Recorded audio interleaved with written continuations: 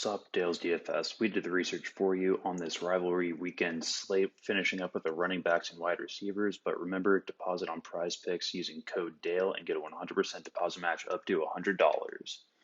James Cook, I like his over. It's going to be a name your score type of game against Georgia Tech. It's all going to depend on his playing time and the amount of carries he gets. But considering he's this number two back, I like him to get a lot of touches here.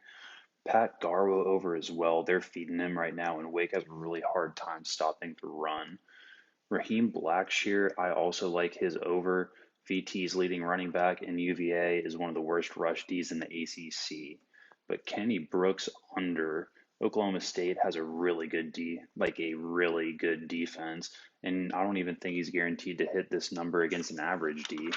And on to the receivers, Brock Bowers. I've said this before, but he has not been very productive, uh, and he hasn't burnt me yet. So I think under on receptions or receiving yards is a good play here.